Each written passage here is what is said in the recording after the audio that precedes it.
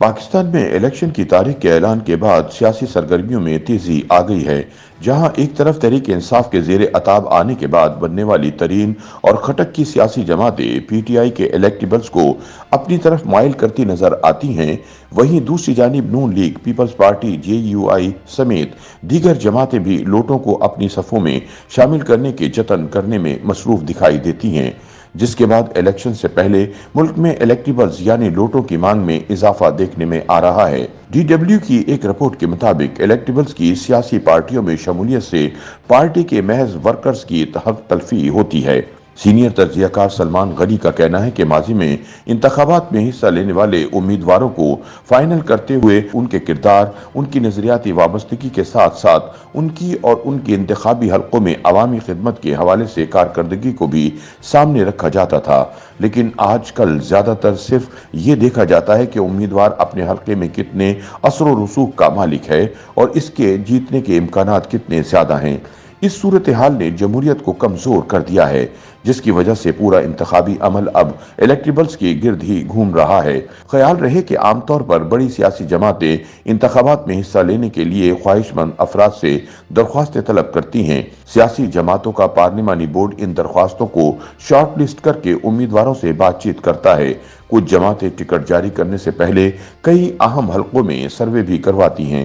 Ticket دینے کے آخری مرحلے میں پارٹی قیادت پارلیمانی بورڈ کی سفارشات کی روشنی میں ٹکٹ دینے کا حتمی فیصلہ کرتی ہیں۔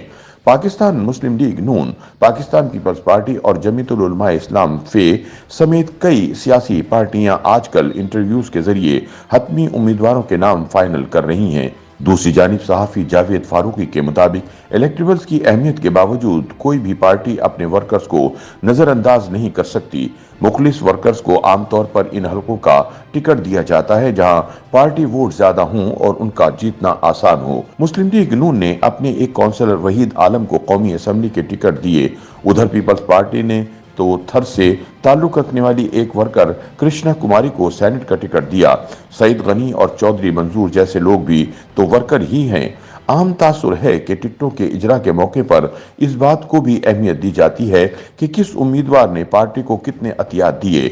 لاہور کی کھوکر برادری اور استحکام پاکستان پارٹی کے علیم خان سمیت کئی ایسے سیاستدان ہیں جن کے بارے میں یہ تاثر عام ہے کہ وہ پیسے کے زور پر سیاسی مراحل طے کرتے آئے ہیں۔ اب تو کئی کاروباری تنظیمیں اور چیمبرز آف کامرس بھی یا اپنے امیدوار میدان میں اتارتے ہیں یا پھر کئی امیدواروں کی انتخابی مہم کو مالی سہارا فراہم کرتے ہیں۔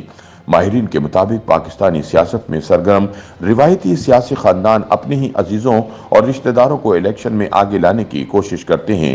آصف علی زرداری کے صاحبزادے بلاول بھٹو زرداری، ان کی بہنیں فریال تارپور اور ڈاکٹر عذرا کو ٹکٹ ملتے رہے۔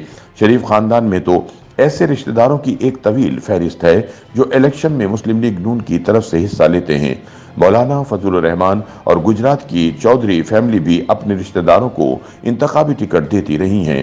جاوید فاروقی سمجھتے ہیں کہ ان سب لوگوں کے خاندان مشکل وقت میں ان کا ساتھ دیتے ہیں، اس لیے ان کا حق ہے کہ وہ ٹکٹ لیں۔ ڈی ڈبلیو کے ایک سوال کے جواب میں کئی تجزیہ کاروں کا خیال تھا کہ یہ بات درست ہے کہ امکانی طور پر جیتنے والی جماعت کو بہتر امیدواروں کے انتخابات کے لیے طاقتور حلقوں کا تعاون حاصل ہوتا ہے۔ سلمان غنی کے بقول اسٹیبلشمنٹ ایک حقیقت ہے اور دنیا بھر میں اسٹیبلشمنٹ کا سیاست میں کچھ نہ کچھ کردار ہوتا ہے، لیکن پاکستان کے مخصوص حالات میں یہ رول زیادہ ہے، اس لیے اسے کچھ نہ کچھ سیاسی بندوبست کرنا پڑتا ہے۔ تجزیہ کار جاوید فاروقی نے بتایا کہ ہر مرتبہ کچھ ٹکٹیں خاص اشارے پر دی جاتی ہیں۔ سیاسی جماعتیں بھی یہ ٹکٹیں خوشی خوشی دے دیتی ہیں۔ انہیں لگتا ہے کہ لوگ ان کے اور اسٹیبلشمنٹ کے مابین پل کا کردار ادا کر سکیں گے۔ ان کے خیال میں چودھری نثار، خواجہ آصف اور ملک احمد خان جیسے سیاستدانوں کی مثالیں اس ضمن میں دیکھی جا سکتی ہیں۔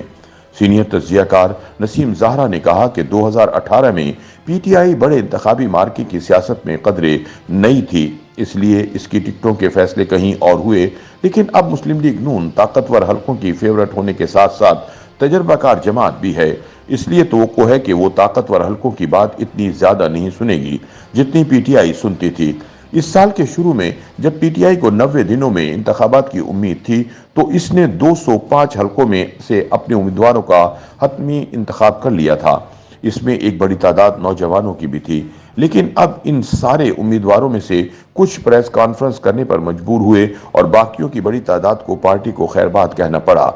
सलमान गनी कहते हैं कि तहरीक इंसाफ का इंतखाबी निशान बल्ला ही होगा और वो इलेक्शन भी लड़ेगी, लेकिन इमरान खान इस इलेक्शन में पार्टी को दस्तयाब नहीं हो सकेंगे। कुछ लोगों का ख्याल है कि इमरान खान आने वाले इंतखाबात में बड़ी तादाद में वकला को टिकट देंगे, लेकिन सलमान गनी के बकौल ये कोई अच्छा तजर्बा नहीं होगा।